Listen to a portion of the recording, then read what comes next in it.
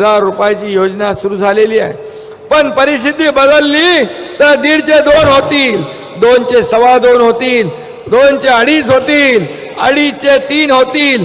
3 पेक्षा जास्ती देण्याची दानत तुमच्या या भावांची आहे. त्यामुळे ही योजना कायम स्वरूपी राहील. या योजनेचा आर्थिक वर्षाचं पूर्ण पैशाची तरतूद 33,000 कोटीची तरतूद आपण केलेली आहे. तुमचा भाऊ हा माहेरचा आहेरही वाढवत जाणार आहे, हे लक्षात ठेवा. आणि हा प्रकार आपण टीव्हीवर पाहिला असेल, अतिशय दुःखद आहे. झालेली घटना अतिशय दुर्भाग्यपूर्ण आहे, माणुसकीला काळीमा फासणारी आहे. त्या बाबतीमध्ये मी स्वतः पोलीस आयुक्तांना सांगितलं, कुठल्याही परिस्थितीमध्ये हे जे काही आरोपी आहेत या आरोपींना फाशीची सजा झाली पाहिजे. अशा शिवाजी महाराजांचा हा महाराष्ट्र आहे आणि या महाराष्ट्रामध्ये मुली बाळींच्या आबरूशी खेळणाऱ्या पाप्यांचे हात कलम करण्याचा इतिहास आहे, हात छाटून टाकण्याचा इतिहास आहे.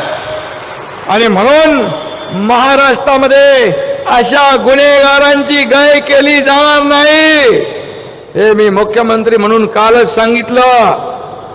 धर्मवीर आनंद दिघे साहेबांचा वारसा आम्ही पुढे नेतोय आणि त्यांच्या काळात अशा लोकांना कठोरातली कठोर शिक्षा कशी मिळायची हे देखील आपण त्यांच्या सिनेमामध्ये पाहिलेलं आहे. आणि म्हणून असा महाराष्ट्र आहे हा महिलांना सन्मान देणारा महाराष्ट्र आहे.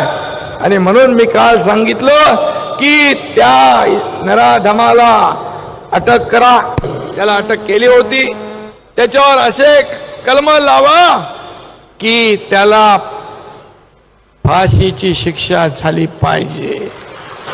त्यामध्ये फास्ट ट्रॅकवर घ्या सांगितलं, त्याला विशेष सरकारी वकील नेमा, आम्ही त्याच्यासाठी SIT नेमलेली आहे आणि संस्था चालकांनी देखील त्यांची देखील चौकशी केली पाहिजे. असे लोक, मुलींना हँडल करणारे लोक कसे तुम्ही जेंट्स ठेवू शकता, तिथं देखील महिला मुलीच पाहिजेत.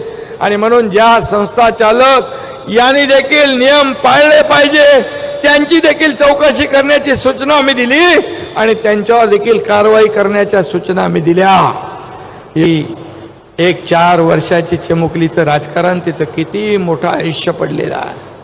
आज मीडियामध्ये काही लोक बाईट देत आहेत, काही लोक प्रेस कॉन्फरन्स घेत आहेत.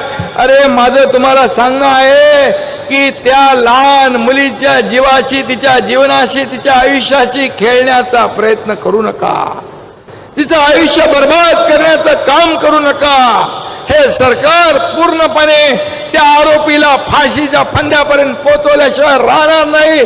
पण आदम जे कोणी असतील त्यांना मी या ठिकाणी सांगू इच्छितो, हा महाराष्ट्र आहे, हा छत्रपती शिवाजी महाराजांचा महाराष्ट्र आहे.